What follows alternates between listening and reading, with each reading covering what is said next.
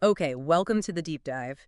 Today we're plunging into, well, a deep dive focusing on understanding Emmanuel Macron using the source material you've shared with us. That's right. We're especially looking at his impact, his vision for Europe, and France's place in the world, all drawn straight from these documents. Exactly.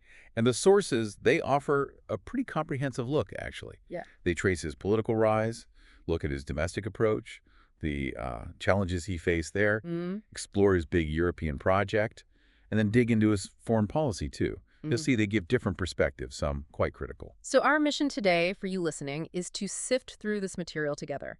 We want to pull out the most important insights, the key takeaways presented, to help you get a clear picture of Macron's path and influence based purely on what's in front of us. And we'll stick strictly to his actions, his stated goals, and the big challenges he's run into, all as they're described and critiqued right here in this work. All right, let's start with how Emmanuel Macron just burst onto the French political scene so fast. The sources really highlight his age when he was elected in 2017. Yeah, 39. Became the youngest French president of the Fifth Republic. It was quite something. And his background before politics? The material goes into that. It does. Studied philosophy, then the usual path for the French elite.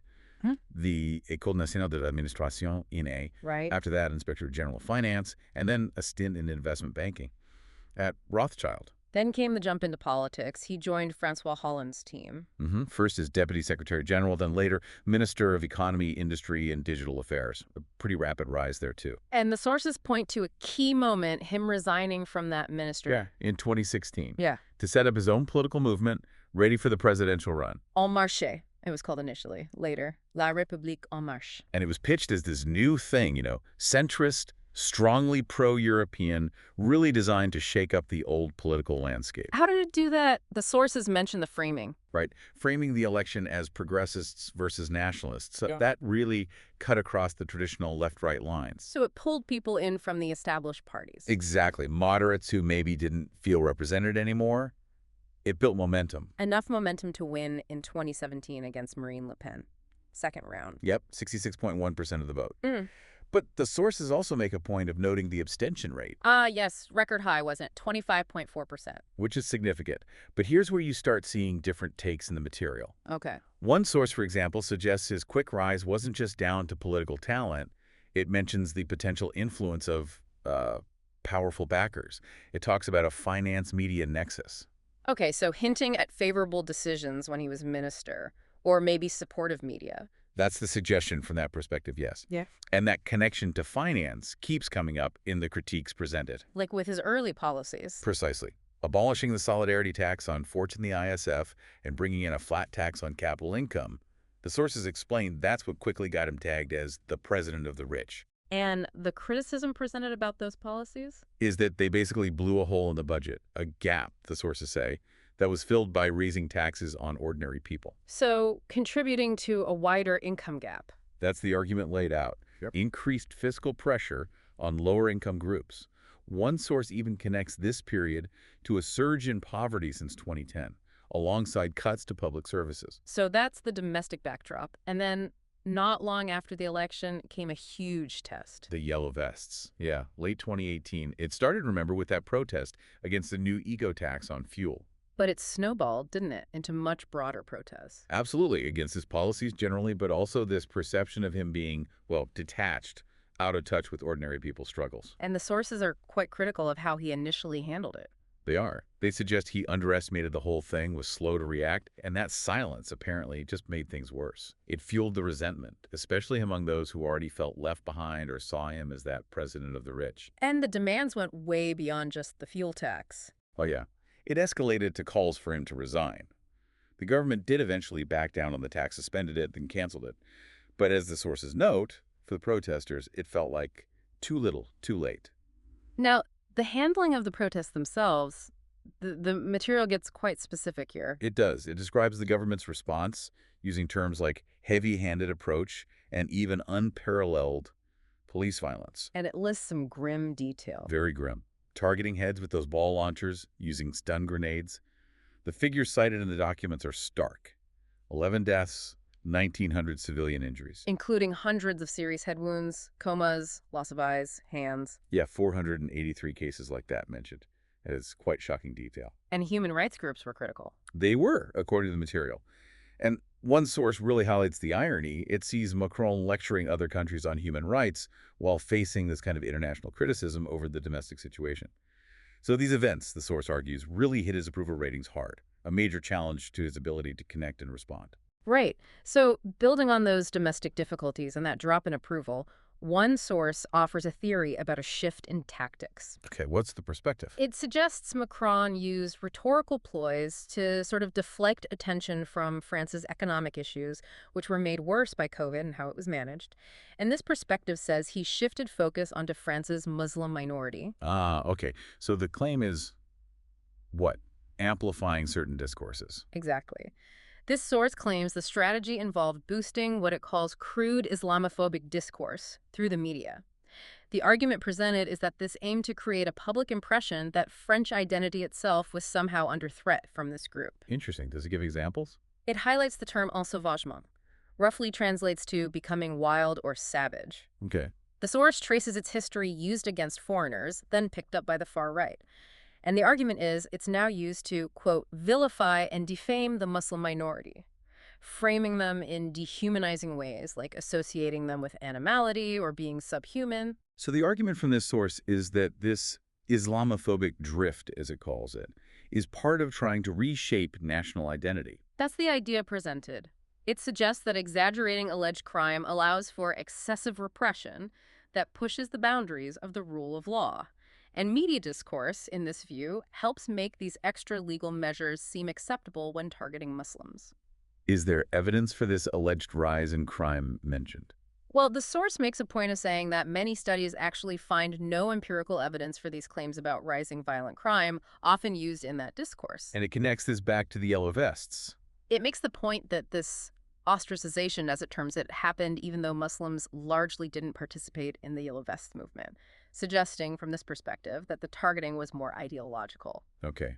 Let's shift gears then, away from the domestic criticism to his European ambitions. Right. Macron's big vision for the EU.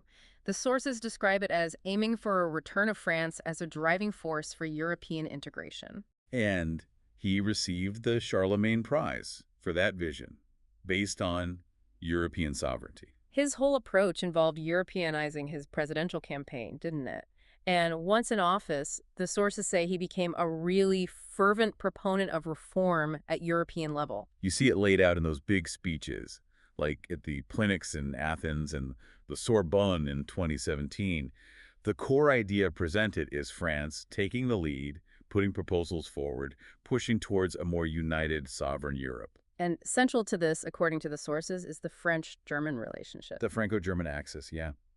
The material explains its history. Schuman Declaration, Élysée Treaty. It's traditionally seen as the engine, almost a prerequisite for big structural changes in the EU. And apparently reinforced recently, post-Brexit and with the pandemic. Right. But the sources also point out its strength isn't necessarily about them always agreeing.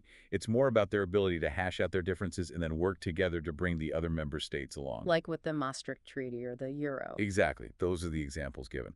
But there's also the issue of asymmetry. Between France and Germany. Yeah, Germany's increased economic weight.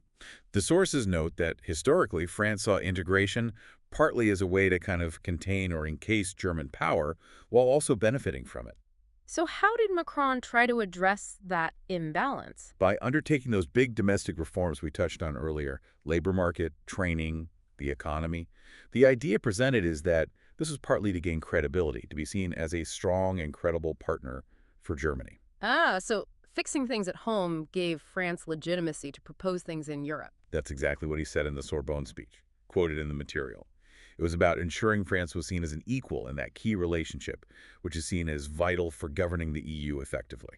And they formalized closer ties with the Aix-la-Chapelle Treaty in 2019. They did, a step towards more cooperation. And then, of course, COVID hit. Which had a huge impact after some initial chaos. Yeah, uncoordinated responses at first.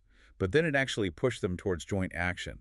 And the sources really credit France, Macron, with convincing Germany to back a massive recovery plan. Involving EU-level borrowing. Debt mutualization, that was a big deal. Huge, described as unimaginable before then. It led to that joint Franco-German proposal for a €500 billion fund. Which then became the basis for the bigger EU plan, Next Generation EU. Right, €750 billion in debt issuance. The sources call it the largest stimulus package ever financed in Europe, a historic step forward. And proof, according to this view, that the Franco-German engine could still deliver. That the EU isn't just France and Germany anymore, it's 27 members. Exactly. The sources acknowledge that. Leadership now means engaging everyone. The dynamics have changed. And other groups have emerged, like the frugal states. Austria, Denmark, Finland, Netherlands, Sweden. They definitely had their say on the recovery fund, pushing for more loans than grants. And you have the Visegrad group, too, Czech Republic, Hungary, Poland, Slovakia, often resistant to certain reforms. And Macron was aware of this complexity. The sources suggest he was. Made efforts to build bilateral ties beyond just Germany. One source argues these broader contacts were actually key to getting that recovery plan over the line. And we can't forget the European Commission. No, absolutely central. Described as the motor of European integration, guardian of the treaties. The sources suggest it works alongside the Franco-German pair, forming a kind of golden triangle of influence. A dynamic, one source says, not seen so clearly since the early 90s. Okay, another core part of Macron's vision, according to the material, tackling the EU's democratic deficit, bringing it closer to people. Yeah, moving away from, as he apparently saw it, dense technocratic verbiage, trying to speak more plainly. Giving meaning to the EU's identity beyond just treaties and policies. Exactly. He's quoted saying Europe obsessed over treaties instead of projects. He focused on what he saw as the core identity elements: democracy, solidarity, and culture. Values already in the EU Treaty, Article 2. Right. The point made in the sources is that economic integration built the house, but didn't necessarily create a strong sense of shared identity living in the house. So, emphasizing these values is presented as necessary to stop extremist movements from defining what European means. Democracy is obviously key, but he felt the system needed reform. To make it feel more democratic to citizens. The sources mentioned some pretty ambitious ideas. He floated transnational voting lists for EU elections, maybe a specific Eurozone parliament, fewer commissioners. But acknowledges these would be hard to implement, treaty changes needed. Yeah, big hurdles. Yeah. And this links to that tension mentioned in the material between promoting democracy and dealing with, well, illiberal trends in some member states. Hungary and Poland are mentioned again. Romania, too. Democratic decline. And Macron's stance, as presented, is firm. These values, democracy, rule of law, are non-negotiable. No two-speed Europe on the fundamentals. And he took action based on that, like vetoing accession talks. For North Macedonia and Albania in 2019, yes. The sources link this to his concerns about enlargement, while seeing those Hungarian and Polish drifts. What about solidarity, the second element? Seen as needing more focus. Solidarity between states, which took a hit during the Euro crisis and early COVID, but also solidarity between people linked to social justice. He apparently draws a distinction between Europe and the U.S. here. Yeah, suggesting Europe has a stronger preference for equality and attachment to social democracy. He's quoted saying their values aren't quite the same. So proposals for more social convergence? Fairer corporate taxes. Exactly, aiming for a fair, protective, and ambitious Europe. The material mentions his push to revise the Posted Workers Directive, ensuring fair pay for temporary workers abroad, and his backing for the pillar of social rights. Then the third element, culture. Which he calls the strongest cement binding the EU. Quite a statement. What kind of ideas did he have there? Things like cultural heritage conferences, more language exchanges, setting up networks of European universities, maybe even harmonizing high school diplomas. So the overall goal described here is changing the narrative, giving Europe a soul, and making the whole project more political, more engaging for citizens. Precisely. Which leads to his efforts to actually create that European public debate. Right. He felt they needed to bring citizens in, learn from past mistakes where integration maybe happened in spite of the people. So he tried different methods. One was that open letter for European renewal, sent directly to citizens across Europe in 2019. Bypassing national governments, in a way. Yeah, a direct appeal. He also pushed hard for those democratic conventions, which led to the Conference for Europe. Which the Commission president backed, and it launched in 2021. And its structure was interesting, according to the sources. A multilingual digital platform for anyone to share ideas. Right. Local events across Europe, those European citizens panels, with randomly selected people debating issues. And then feeding into conference plenaries with MEPs, national MPs, and citizens. Exactly. The idea was no taboo, even if treaty change wasn't formally the starting point. The sources call it an innovative and unprecedented transnational democratic exercise, aimed squarely at that democratic deficit. But they also note the challenges. Its success really depended on what happened with the proposals generated and how many people actually participated. There was a comparison made. Yeah, ironically, a French national online youth consultation apparently got more initial participants than the pan-European digital platform for the conference, suggesting maybe more work was needed to get broad engagement. Let's move to European sovereignty then, a key Macron concept. Very central to his vision, as presented, positioned as the answer to nationalism and populism and about achieving strategic autonomy for Europe in that U.S.-China-dominated world. How does he define it? As Europe's capacity to exist in the world as it currently exists, to defend our values and our interests.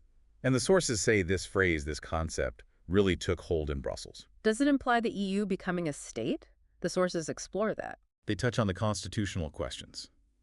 Is sovereignty changing?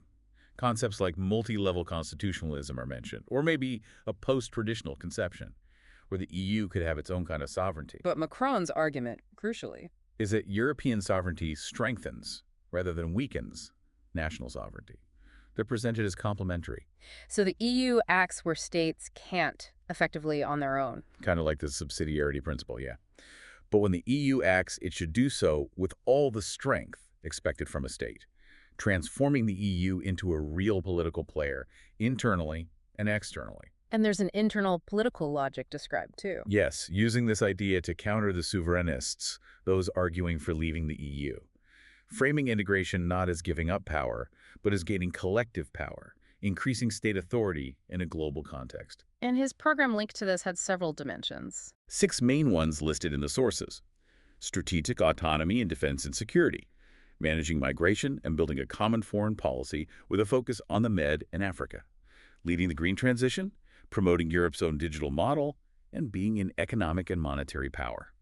All under the banner of a sovereign Europe that protects citizens. That's the overarching theme presented. Okay, let's look beyond Europe now, at his broader foreign policy. The sources connect this back to domestic issues. They do. One perspective claims those domestic dynamics, including that Islamophobic drift discussed earlier, directly influence his foreign policy choices. How so? The argument presented is that creating external others helps position France as a bulwark. This source suggests Macron is increasingly consumed by the idea that Europe is in danger of being absorbed by Islam. And this helps explain some confusing moves. That's the suggestion.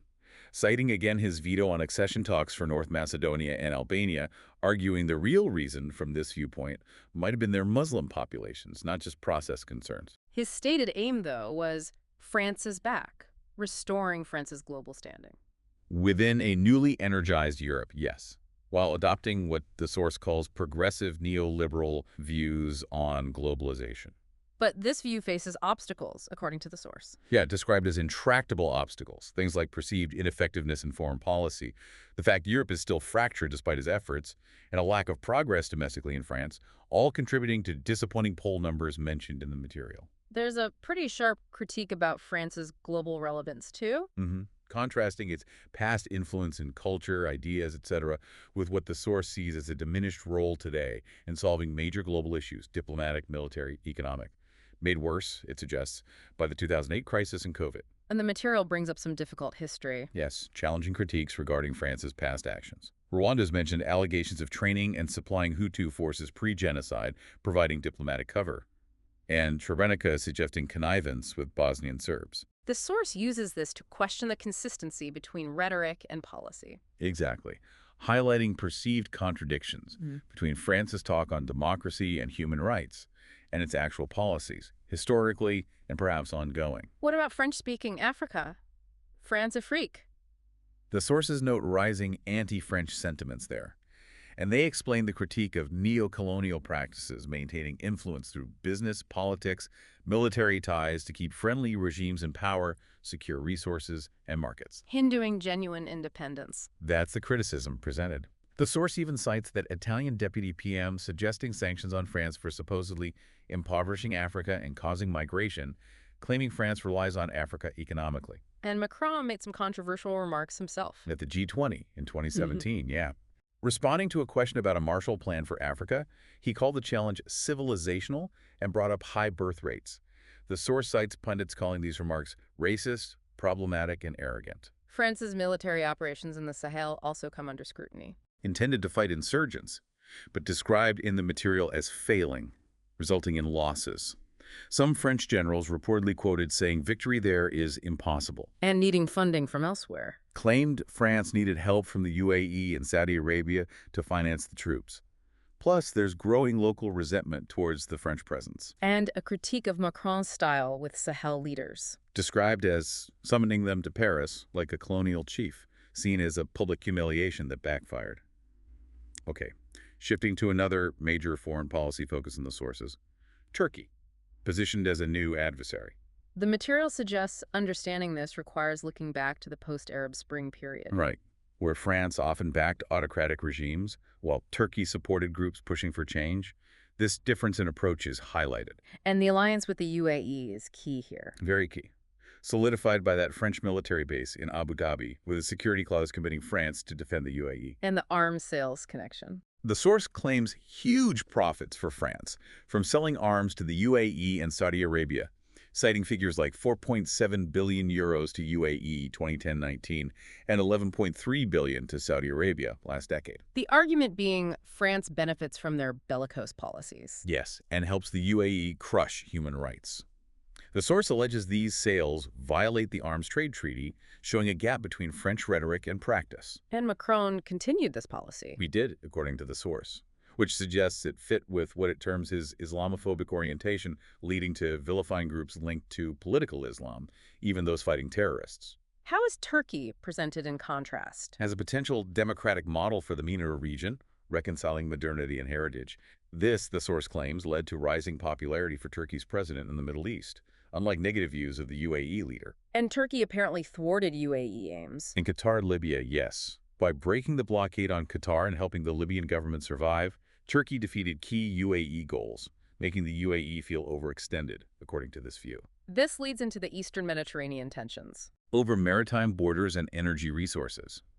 The sources say it started with unilateral moves by Greece, and Greek-Cyprus deals with Egypt, Israel, etc., the East Med Forum that ignored Turkish and Turkish Cypriot claims. So Turkey responded by exploring in disputed waters. When cooperation wasn't forthcoming, yes. In zones it declared based on its interpretation of maritime law. And Macron's role here is heavily criticized in the source. Very critical. Accused of multiplying provocative statements against Turkey, doing military exercises with Greece and Cyprus, pushing for EU sanctions on Ankara.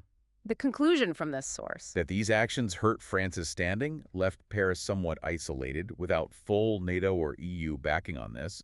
Macron is perceived in this view as a mere spoiler, possibly acting for the UAE or the French arms industry, pointing to the Rafale jet sales to Greece. And the UAE's interest. The source suggests it's about pressuring Turkey and backing the East Med pipeline to hurt Qatar's gas market, though the pipeline faces big hurdles. Okay, let's try to bring these strands together. The overall assessment in the material. Vision or mirage? Yeah, that framing captures the tension. It recaps the criticism. Despite promises of change, some actions reinforce that old saying, plus ça change. The more things change, the more they stay the same. A focus on imaginary enemies at home and abroad, instead of tackling deep problems. That's the critique presented by one perspective, comparing it to a neoconservative playbook, creating internal and external others, using empty rhetoric over meaningful action. But it does acknowledge some progress on his EU ideas. It does. Importantly, it notes some proposals have been partly implemented. One source even reckons over half the Sorbonne speech ideas saw some movement. But the really big, ambitious ones face those major hurdles: treaty change, political will. And the Franco-German leadership role is seen as key when progress does happen. Definitely, especially clear after the COVID recovery plan. But the core argument highlighted at the end is that Macron's ability to really reform Europe depends heavily on convincing his own citizens in France. Things like the Yellow Vests, European election results. The source argues these undermine such capacity. So, without strong domestic backing, he might lack legitimacy on the European stage. That's the suggestion. It makes him seem less like a leader who can truly deliver change to his European partners if his own house isn't fully supportive. And on the foreign policy side, specifically Turkey. The source concludes that challenging a country like Turkey with just rhetorical acrobatics isn't very effective. Failing to get results, it argues, will make Macron lose credibility. Wow. Okay, so this deep dive into the source material certainly gives us a multifaceted view, sometimes sharply critical, lots of ambitious vision, but also significant challenges and criticisms described, both at home and abroad. It really does show, doesn't it, how tangled domestic politics, European strategy, and foreign policy become in shaping what a leader can actually achieve. Well, thank you for joining us on this deep dive into this fascinating source material on Emmanuel Macron. And maybe a final thought for you to take away, drawing from these themes we've discussed based on the sources.